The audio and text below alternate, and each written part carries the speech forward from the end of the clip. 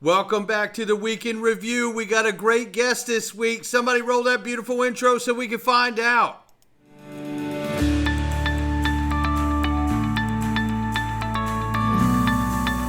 Digital Perspectives with Brad Kimes. Come on in.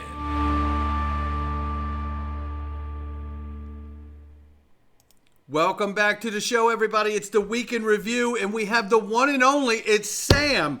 Sam from Caleb and Brown. Sam, how you doing today, man? Doing great, Brad. It's great to be here. And hi, everyone. Hope everyone's had a great 4th of July and got a nice weekend ahead. Yes, we do. I got some family coming up, and I'm going to be chilling today. There's a pool out back out there that I'm going to be in if everything unfolds the way I want it to. So, yes, thank you. And wishing everybody celebrating 4th of July and the weekend holiday if they're having a good one. I hope they're having a safe, happy holiday. Now, tell everybody very quickly, Sam, what Caleb and Brown is and does.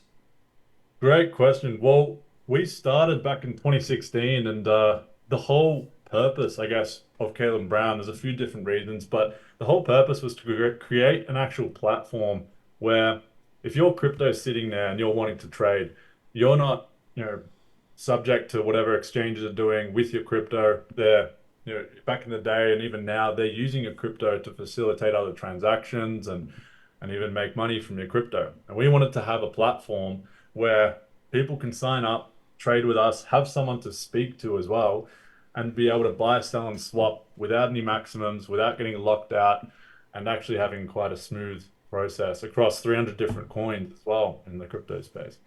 So we started way back in 2016, and now we've got international offices with 24/7 and looking to help out across the states over the next, well, indefinitely as well. Well, you guys also offer a over-the-counter feature, right? Where you could do large bulk orders over the counter. And I find this to be really fascinating because for people that don't know, and I'll just set this up a little bit, people that don't know, not been in this space for a long time, when we experience bull runs in this space, a lot of crypto exchanges freeze up and they don't even work, Sam.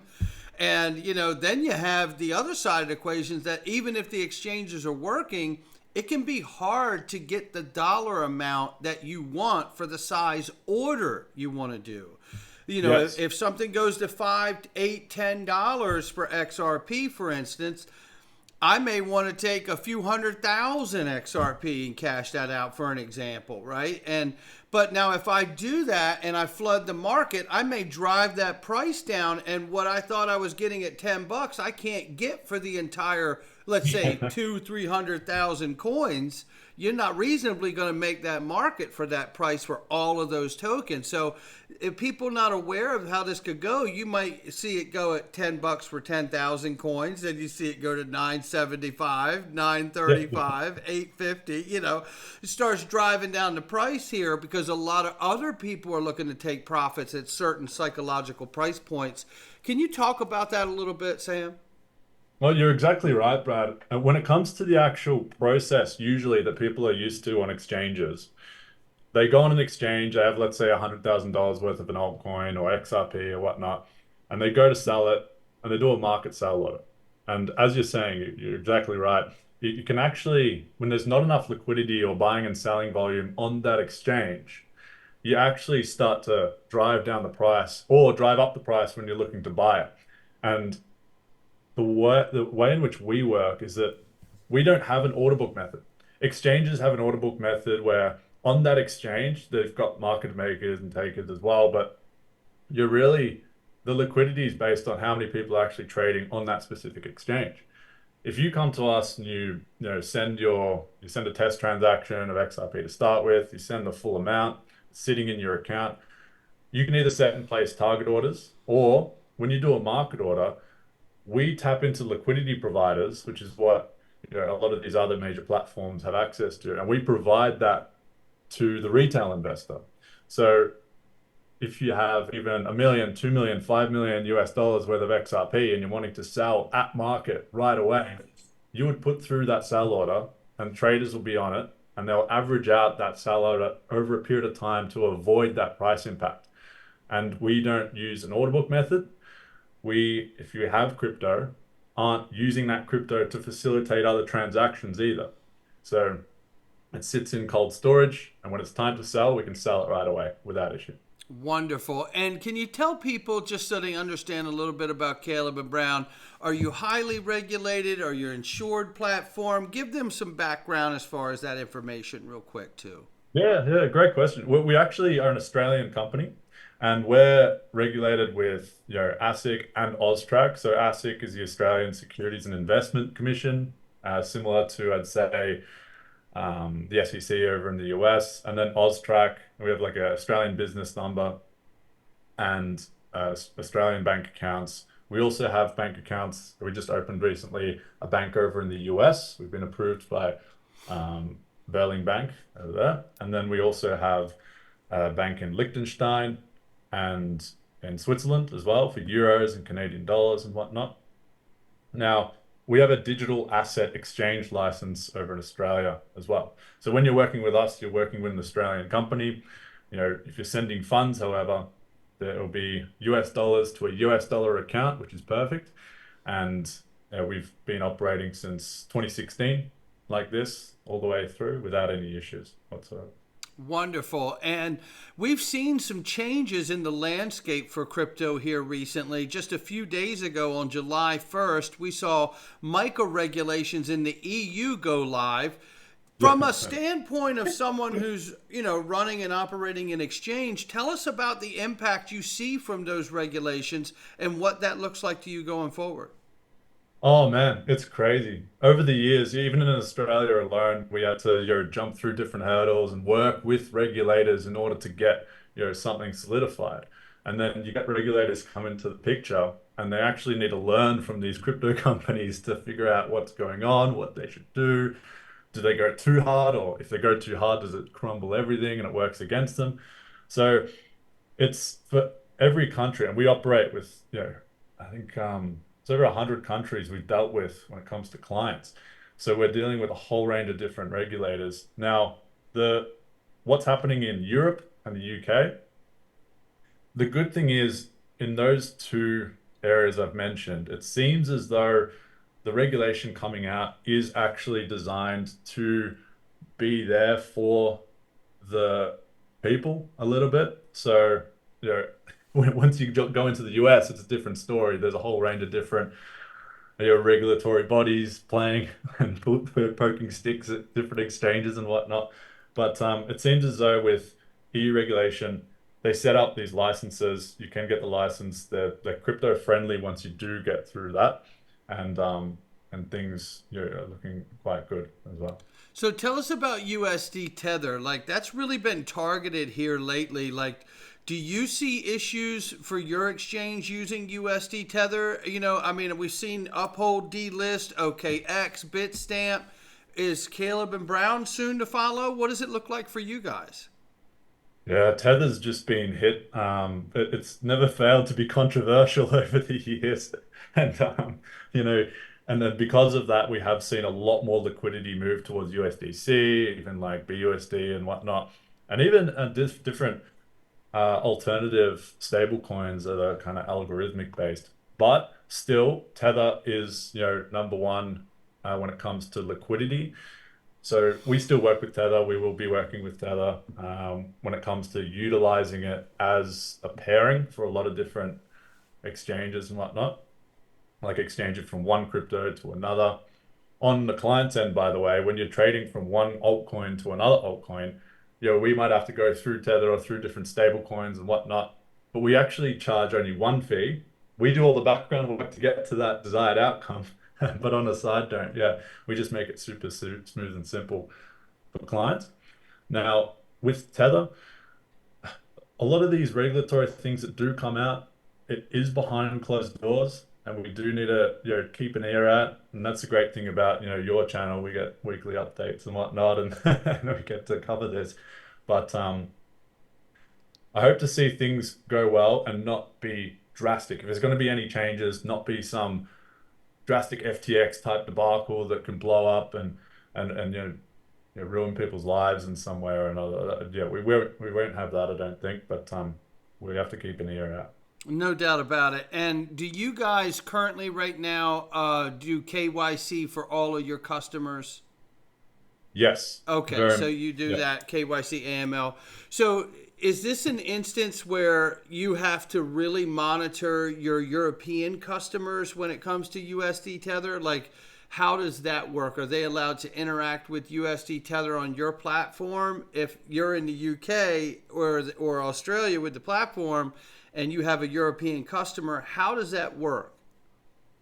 Good question. Well, with on the AML, CTF type stuff with KYC and customers, that every single individual that comes through gets pushed through KYC, and then when it comes to entity accounts, we can set up company accounts, trust accounts, even IRA accounts over in the US with us, so you can trade under that. And that's probably the hardest process that we have. Yeah, we are very stringent when it comes to just like making sure everything's in order. But once that's through the door, it's smooth sailing and things are great. Now, we can trade with European clients, Tether without issue. We can buy, sell, and swap it even now, no stress at all, and then use it for different trades at this stage. So that all is all in order on Okay. our end.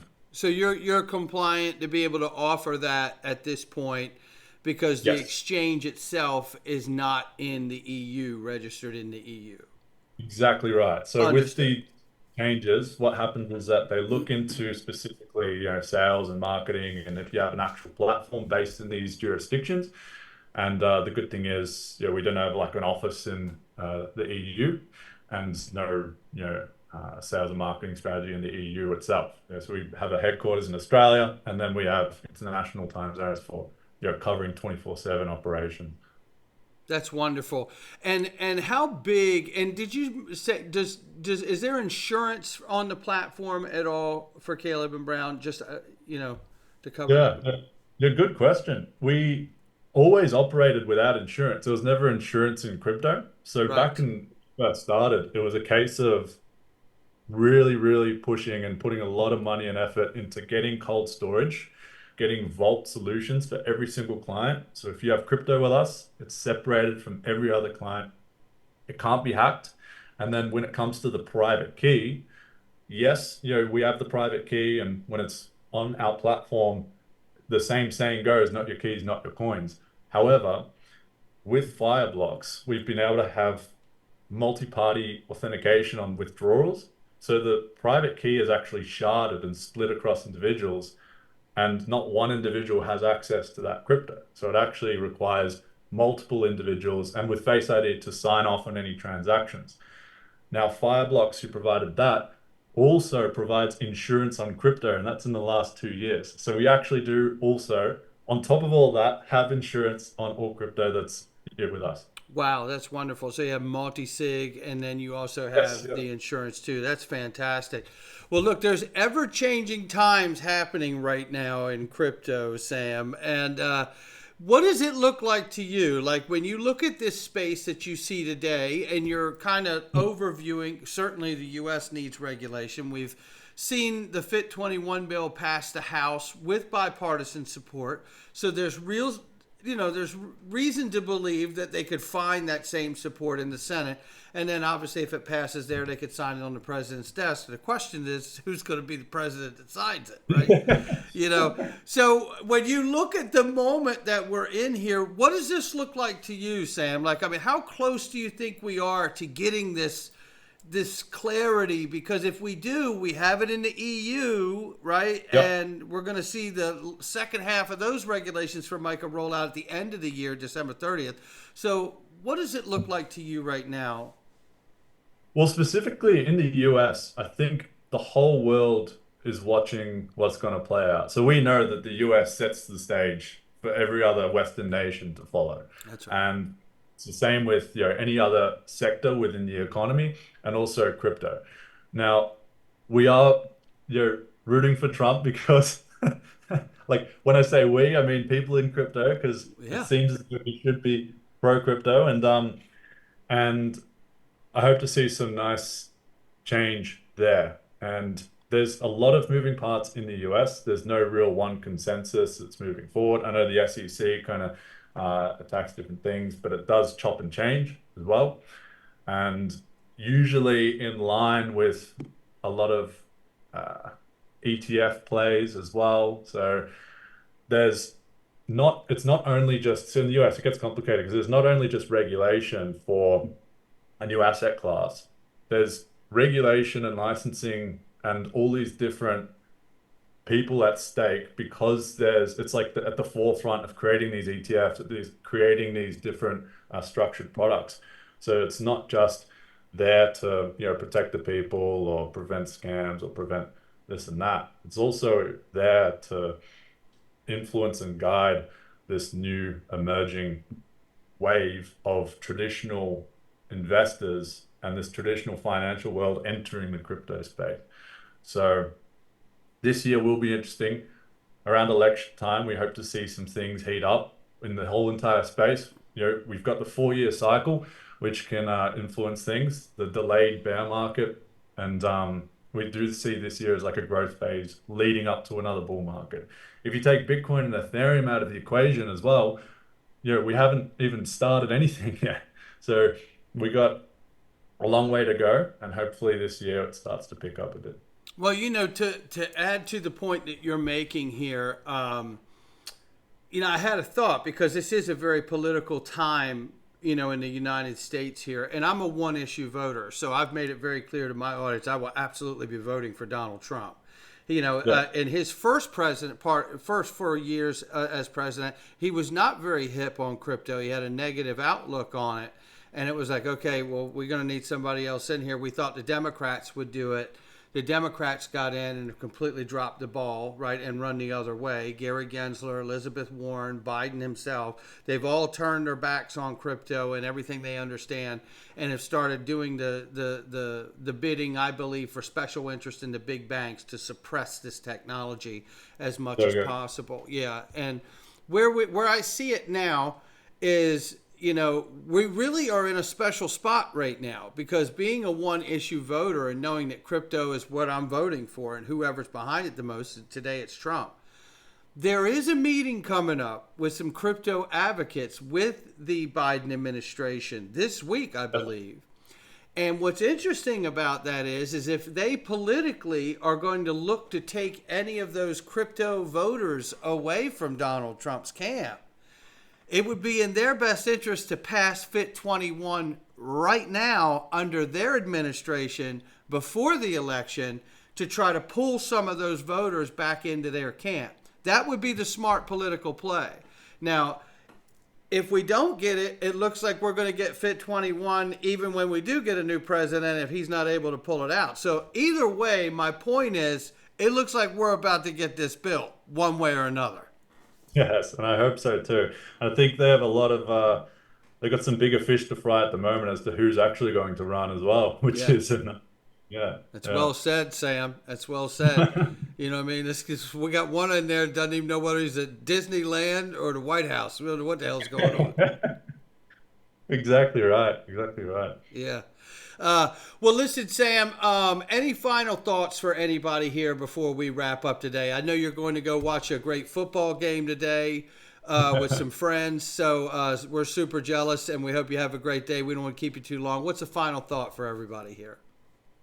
Well, when it comes to, me personally, I'm at Cale and Brown, and I'd love to be able to, and I speak with clients. I'm a broker myself. And for those listening, I'd love to be working with you. I'd love to have these chats as well and go, deep dive into all this stuff one-on-one. And my final thought is, we got to stay true to why we got into this space. We got in to have sovereignty over our own wealth and actually have some solidified asset class that we can, feel free with. And we need to stick true to that. And we got a lot of things happening around the corner. We got a lot of changes around the world and economic uncertainty. We've got to stick together. And I'm very excited to see what's going to come. Sam, well said. And I'd like to add to what you just mentioned, as we move from a debt-based system to a multipolar asset-backed system, it is scary to watch it happen. But if we are really paying attention, we have an opportunity to grab some of these assets so we can also use them to unlock more freedom and more control over our own lives financially and independently. So I think that's very well said on your part. Sam from Caleb and Brown, thank you so much. And listen, we appreciate you guys being at XRP Las Vegas 24 also. It was such a great honor to have you guys there. You were fantastic on stage, and man, did you have a lot of people that really like you and know you and use your platform. So it was really an honor to have you. So thank you for that as well, Sam. Well, I appreciate that, Brad. It was great to see you guys, and I'm looking forward to all that's to come.